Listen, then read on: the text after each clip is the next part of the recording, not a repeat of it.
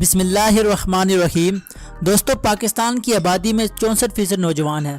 पाकिस्तान के नौजवान बासलाहियत और मुख्तलिफ जगहों पर पाकिस्तान का नाम रोशन करते रहते हैं। आज मैं आपको पाकिस्तान के अमीर तरीन नौजवानों के बारे में बताऊंगा जो अपने बलबूते पर इस मकाम तक पहुंचे।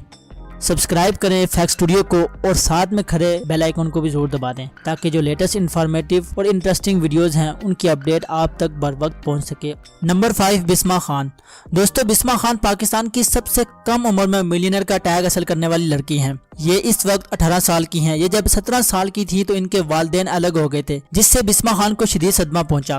बिस्मा खान के पास उस वक्त एक यूट्यूब चैनल था जिसमें कुछ हजार सब्सक्राइबर थे। बिस्मा खान ने डिसाइड किया कि वह अपने पाँव पर खड़ी होंगी। बिस्मा खान ने एक हेयर ऑयल रेसिपी तैयार की। इस हेयर ऑयल का नाम मैजिक हेयर ऑयल रखा और रियली इस ऑयल ने मैजिक कर दिखाया। इनका ये हेयर ऑयल क्लिक कर गया। इस कामयाब प्रोडक्ट्स के बाद बिस्मा खान ने मुख्तलिफ दूसरी केयर प्रोडक्ट्स बनाना शुरू कर दी। इनकी BK केयर के नाम से एक कंपनी है और ये $1 मिलियन वर्थ की कंपनी है। ये इस वक्त, जैसा मैंने आपको पहले बताया, 18 साल की हैं। बिस्मा खान एक क्लॉथिंग ब्रांड भी जल्द शुरू करने जा रही हैं। इनकी स्टोरी पाकिस्तानी गर्ल्स को इंस्पायर करने के लिए काफ़ी है। नंबर 4, सुमैल हसन। दोस्तों, 15 साल की उम्र में बच्चे अभी बालग होना शुरू होते हैं। इस उम्र के बच्चे सिर्फ अपनी पढ़ाई पर ही दिल लगा लें और बुरी चीज़ों से बच जाएं तो वालिदैन के लिए यही बड़ी बात होती है। लेकिन सैयद सुमैल हसन की बात ही अलग है।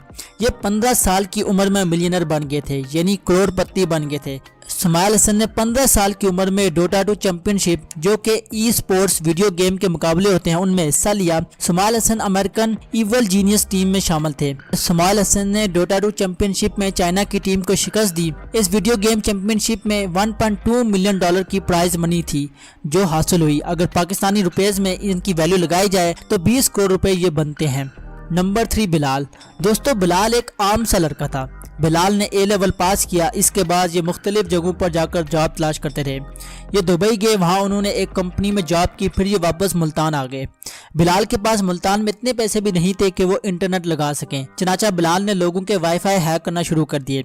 इसके बाद बिलाल ने फ्रीलांसिंग शुरू की तो उनके पास कुछ अर्निंग आना शुरू हुई। क्योंकि बिलाल के पास वाईफाई हैक करने का तजुर्बा था, इसलिए बिलाल ने सोचा क्यों ना एक वाईफाई कंपनी बनाई जाए। चनाचे बिलाल ने वाईफाई गन के नाम से एक कंपनी शुरू की।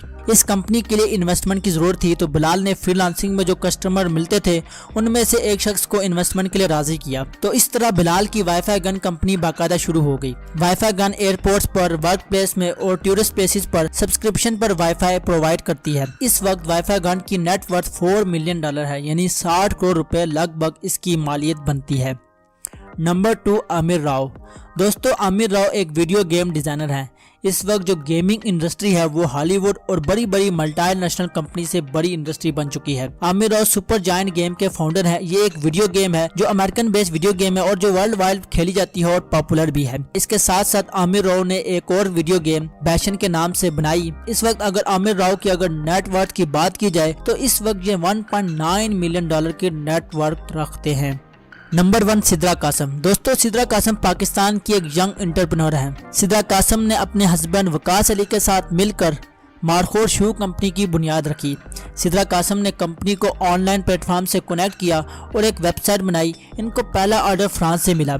इस वक्त मारखोर कंपनी दुनिया के 35 ममालिक में अपने प्रोडक्ट सेल करती है। सिद्रा कासम और वकास अली ने मारखोर की कामयाबी के बाद एक और शू कंपनी की बुनियाद रखी जिसका नाम उन्होंने एटम रखा। इस वक्त अगर सिद्रा कासम की नेटवर्थ की बात की जाए तो ये $8.1 मिलियन की नेटवर्थ की हामिल पाकिस्तानी लेडी हैं। तो बस आज के लिए इतना ही। वीडियो को लाइक और शेयर जरूर किया करें और अगर आपने अभी तक हमारा चैनल सब्सक्राइब नहीं किया तो बराए मेहरबानी सब्सक्राइब जरूर करें।